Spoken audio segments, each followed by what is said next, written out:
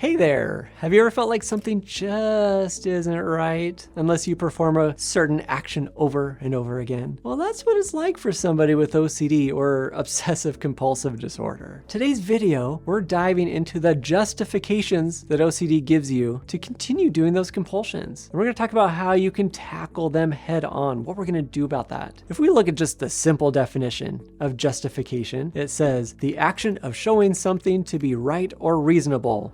So when you're struggling to stop doing compulsions, that urge inside you might be screaming, yeah, but it's actually important. That last time it was not, this time it is. I know you have school that you got to go to and you got to pay attention to that. So like, just do the compulsion. Here's your justification. Last time I was wrong. This time I'm right. Hello, you can't go all day without researching this thing. Might as well just get it to go away now. You've done it before. You're not ready for treatment anyway. Just go ask for that reassurance. I mean, everyone else would do it. You want to sleep tonight, right?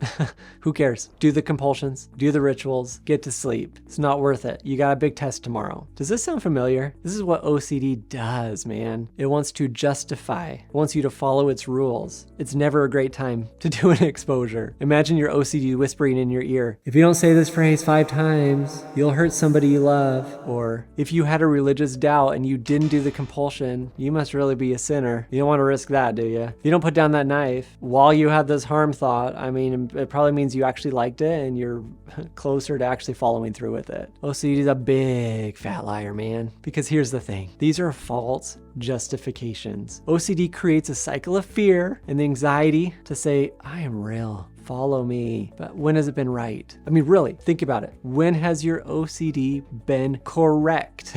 Think about it. Like literally this second. When has it been right?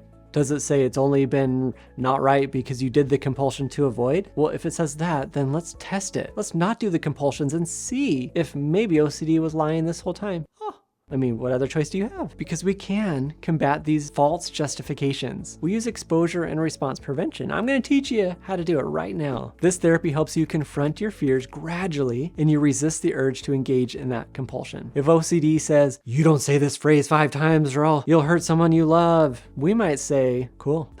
Awesome. I'm going to sit with that anxiety. I'm going to feel the discomfort of it. Yeah, anything's possible. I'm for sure not saying that phrase now that you just told me to. It's like we're playing the opposite game. I guess I'll have to risk it. Boy, I'm so scared. Ooh, I might actually give in. Maybe I would, maybe I wouldn't. Oh, you want me to say it like this? Okay. Oh, you want me to say the words no, I won't 5 times? How about I say it backwards? Won't I know? Ooh. Sounds weird.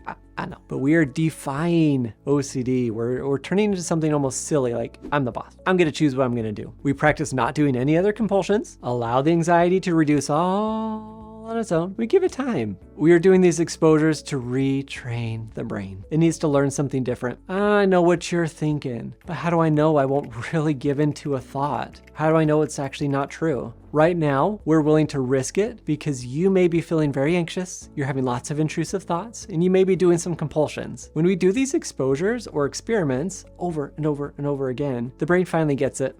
I guess I was wrong. It does feel extremely risky. What if I actually did something with this knife? What if I actually am this thing that my brain said I am? What if I give into this? What if I blah, blah, blah? What if I? Remember when I said earlier, tell me a time where your OCD was right? Let's risk it. Let's risk it. It is so worth that. And you're like, I really don't know. I'm not doing these exposures because I know I would never give into this thing. I'm doing it because I need to retrain my brain to stop warning me about this. I don't need these warning signals. It takes a lot to do this, but it retrains the brain. It's going to justify anything just to get you back. But you want to be safe, right? You got to figure this out. You're being reckless. Anyone else would follow these rules. No, that's when OCD is trying the hardest to get you. It's throwing out these threats and it's going to try harder and harder the more you defy it, but then it backs off. So by facing your fears head on, learning to tolerate that discomfort, you actually can break free of OCD's grip. What justifications does your OCD come up with? Like why you always have to do those compulsions? Just know and have faith that things can get better. Faith is something that we can't see just yet. We just know on the other side, it's probably going to work out. We're hoping it's going to work out. So that's how we do exposures. I don't know the future, but I got to do it because what I'm doing now isn't working. Let me help you on that journey. My online Master Your OCD course, it's everything I teach my own patients in my office, step-by-step, worksheets, videos, journal prompts, how to take back your life. Because I know OCD's got nothing on you, and I've got your back. If there's a video on the screen here,